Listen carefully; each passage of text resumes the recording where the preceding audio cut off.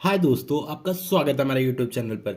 यह third CPU scheduling technique है और इसका नाम है SRTF, shortest remaining time first. यह जो हम लोग एसजीएफ पढ़े थे उसका जस्ट अपोजिट है। एसजीएफ में हम लोग नॉन प्रियम्पशन करते हैं और इसमें प्रियम्प्टिव होता है, मतलब प्रोसेस को हम लोग फोर्सफुली डीअलोकेट करते हैं।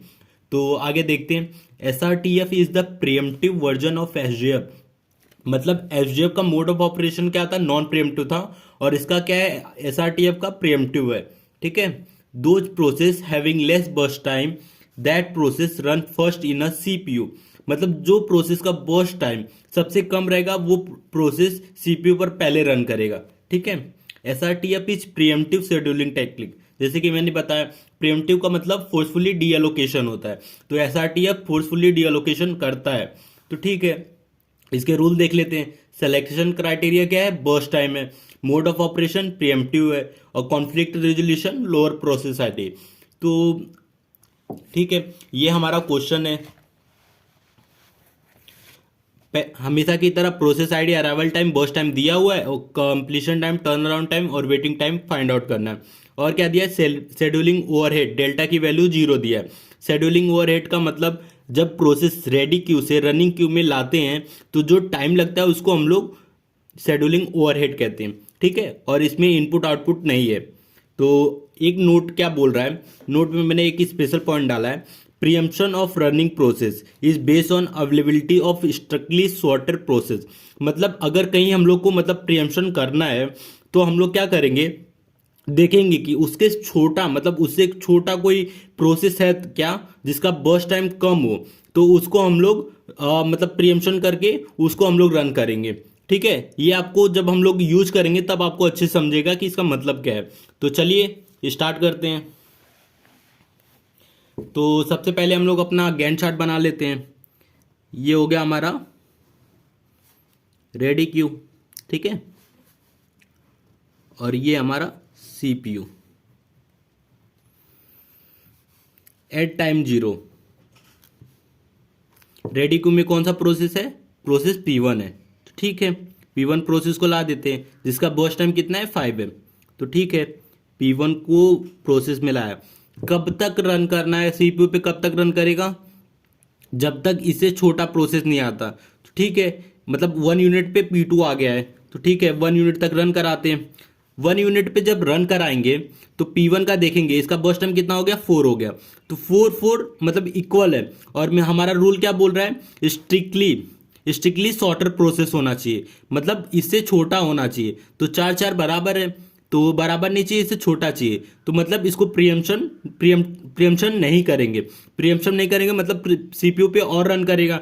ठीक है, P1 को फिर से रन कराएंगे। कब तक रन कराएंगे, जब तक क्यों न्यू प्रोसेस नहीं आता। P2 टू मतलब सेकेंड यूनिट पे आ गया है 2 टाइम पे। तो ठीक है, 2 यूनिट तक इसको और रन कराएंगे, मतलब 0 से 2 यूनिट तक P1 रन कर रहा है। ठीक है। फिर रेडियो क्यू में कौन आ गया, सॉरी P2 भी आ गया और P3 भी आ गया है। तो फिर रेडी क्यू में देखेंगे P2 एट टाइम 2 पे आ गया, और देखेंगे इसका मतलब बस टाइम एक और कम हो गया। तो 3 और 2 मतलब छोटा है, तो हम लोग इसको प्रियम्प्ट कर देंगे। तो P2 को P1 को प्रियम्प्ट करेंगे इन फेवर ऑफ P2। फिर P2 रन करेगा। P2 से छोटा कोई प्रोसेस नहीं है, मतलब सबसे छोटा यही प्रोसेस है। तो P2 का बर्स्ट टाइम कितना है, 2 है। तो 2 यूनिट तक इसको बर्स्ट करेंगे। 2 + 2 4 यूनिट। P2 पूरा 2 यूनिट रन करेगा, तो 4 यूनिट तक हो गया। अब बचे कौन सा, 0 1। तो 0 मतलब ये दोनों प्रोसेस बचे। अब देखेंगे सबसे बर्स्ट टाइम किसका सबसे मतलब कम है, फिर उसको रन करेंगे। तो P1 का बर्स्ट टाइम सबसे कम है तो इसको रन करेंगे, पूरा रन करेंगे जैसे हम लोग एसडीएम में करते थे। तो 3 यूनिट है, 3 यूनिट इसको पूरा बर्स्ट करेंगे। 4 + 3 7। ठीक है। फिर बचा कौन हमारे पास, P1 पूरा हो गया, P2 P3 भी पूरा हो गया, बचा कौन सा, P2 बचा। तो P2 को भी रन करेंगे पूरा। P2 कितनी देर तक रन होगा, 4 यूनिट। तो 7 + 4 11, मतलब 11 यूनिट तक P2 रन हुआ। ठीक है। प्रियम्पशन आप देख सकते हैं, P1 प्रियम्प्ट हुआ, फिर P2 आया, फिर P1 आया, फिर P2 आया। तो मतलब सॉरी ये P3 है,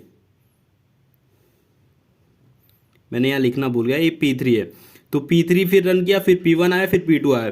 तो कंप्लीशन टाइम P3 का 4 है, P1 का 7 है, इसका 11 है, P2 का 11 है। ठीक है, तो सबका लिख देते हैं। कंप्लीशन टाइम P1 का कितना है, 7 है, P2 का 11 है और P3 का 4 है। ठीक है, ये लिख दिए। टर्न अराउंड टाइम का फॉर्मूला क्या होता है, turn around time is equal to completion time minus arrival time. ठीक है, तो टर्न अराउंड टाइम का कंप्लीशन टाइम 7 है, अराइवल टाइम 0 है, तो 7 माइनस 0 7, 11 माइनस 1 10, 4 माइनस 2 2। ठीक है, वेटिंग टाइम का फॉर्मूला क्या होता है, turn around time minus burst time plus input output burst time. ठीक है, ये होता है। तो इनपुट आउटपुट बर्स्ट टाइम 0 है, तो न्यू फॉर्मूला हमारा क्या हो जाएगा, turn around time minus burst time. ठीक है, ये हो गया हमारा न्यू फॉर्मूला। तो waiting time turn around time minus burst time, तो 7 माइनस 5 कितना हो गया, 2 हो गया, 10 माइनस 4 6, 2 माइनस 2 0। ठीक है, हम लोग को यही फिलअप करना था, तो हम लोग ने फिलअप कर लिया। तो ये हमारा SRTF का फर्स्ट क्वेश्चन था जो सॉल्व हो गया। ये SRTF जस्ट SGF का अपोजिट होता है, मतलब उल्टा होता है।